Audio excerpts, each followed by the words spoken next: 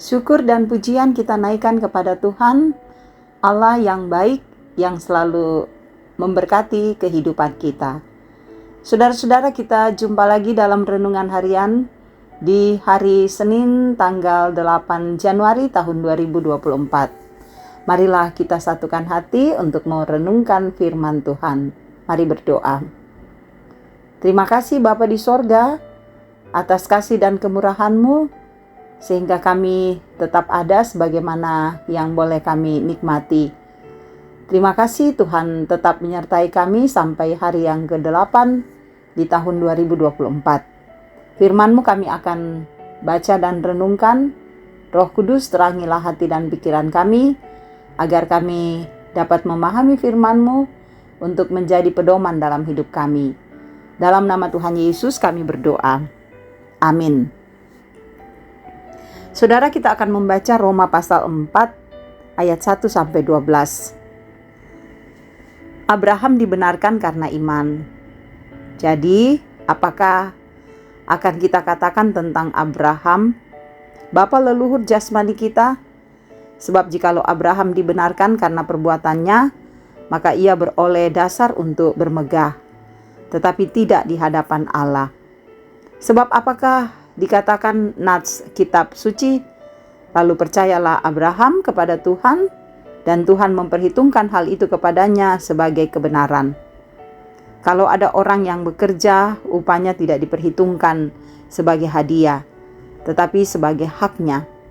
Tetapi kalau ada orang yang tidak bekerja, namun percaya kepada Dia yang membenarkan orang durhaka, imannya diperhitungkan menjadi kebenaran.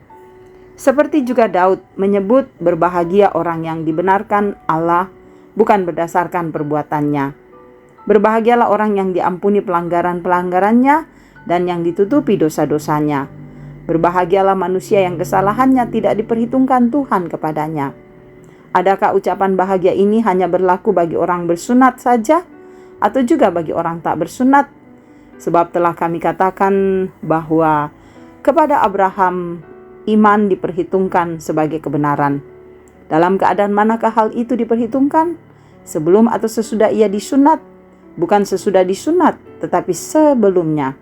Dan tanda sunat itu diterimanya sebagai meterai kebenaran, berdasarkan iman yang ditunjukkannya sebelum ia bersunat. Demikianlah ia dapat menjadi bapa semua orang percaya yang tak bersunat, supaya kebenaran diperhitungkan kepada mereka, dan juga menjadi bapa orang-orang bersunat, itu mereka yang bukan hanya bersunat, tetapi juga mengikuti jejak iman Abraham, bapa leluhur kita, pada masa ia belum disunat. Demikian firman-Nya. Haleluya. Amin. Saudara-saudaraku yang kekasih, kita berada dalam tema sepenuh hati. Saudaraku yang kekasih di dalam Kristus, mudah diucapkan, tetapi sulit dilakukan. Ayo, apakah itu? Itulah percaya atau yakin pada Tuhan dengan sungguh-sungguh, dengan sepenuh hati. Saudara, hal ini selalu dipikirkan dan dipercakapkan, tetapi kadangkala tidak dapat dilakukan. Apalagi saudara, jika ada pergumulan dalam kehidupan kita. Bukan hanya itu, bisa jadi jika ada yang kita inginkan, kita minta, tapi tidak sesuai dengan harapan kita, kadang kita bisa tidak percaya, atau bisa jadi kita tinggalkan keyakinan atau pengakuan kita bahwa kita akan tetap teguh, tetap setia di dalam Tuhan. Banyak alasan kita jika kita lakukan yang kita rasa benar, tapi sesungguhnya tidak sesuai dengan keinginan Tuhan. Saudaraku, Rasul Paulus ungkapkan dalam bacaan kita bahwa bukan karena perbuatan Abraham yang taat dibenarkan, tapi karena iman, keyakinan pada Tuhan. Karena itu Abraham disebut sebagai orang benar, atau biasa kita katakan bapa segala orang yang percaya. Dan inilah hubungannya, bahwa karena iman dia dibenarkan, bukan karena perbuatan atau karena kasih karunia Tuhan, sehingga kita semua dibenarkan. Kita percaya kepadanya. Paulus melanjutkan seperti yang dinyatakan Daud, bahwa berbahagialah orang-orang yang diampuni kesalahannya. Jadi jelas saudara bahwa bukan karena perbuatan Abraham, perbuatan kita, sehingga kita dibenarkan atau kita diangkat menjadi anak-anak Tuhan. Tetapi karena kasih karunia Tuhan, karena cinta kasih Tuhan yang mengampuni kesalahan kita dan membenarkan kita, memberikan kesempatan kita hidup dalam kemurahan-Nya. Pertanyaan bagi kita saudara yang percaya dalam Tuhan Yesus, apakah kita tetap percaya pada Tuhan? Sekalipun kita berhadapan dengan pergumulan, tantangan yang tidak ingin terjadi, yang kita tidak ingin hal itu hadir dalam kehidupan kita, masihkah kita percaya? Inilah yang terus menjadi peringatan pada kita, bahwa kita harus tetap yakin, harus tetap percaya dalam nama Tuhan Yesus.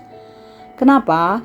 Karena melalui kuasa Roh Kudus, dialah yang mendahului kita dan kita dibebaskan dari kesalahan. Tidak ada yang lain saudara. Jika kita menyerahkan diri dan punya keyakinan besar hanya kepada Tuhan, lalu kita berserah kepadanya, maka hidup kita akan kita jalani dengan penuh keyakinan kepada Tuhan. Bukan hanya dengan akal kita, tapi dalam seluruh tindakan kita. Setiap saat kita tidak percaya setengah-setengah kepada Tuhan, tetapi kita yakin dengan sepenuh hati. Kita mengakui Dia, kita meyakini, dan kita hidup dari keyakinan itu. Mari sepenuh hati percaya hanya kepada Kristus Tuhan dan Juru Selamat kita. Amin. Marilah kita berdoa.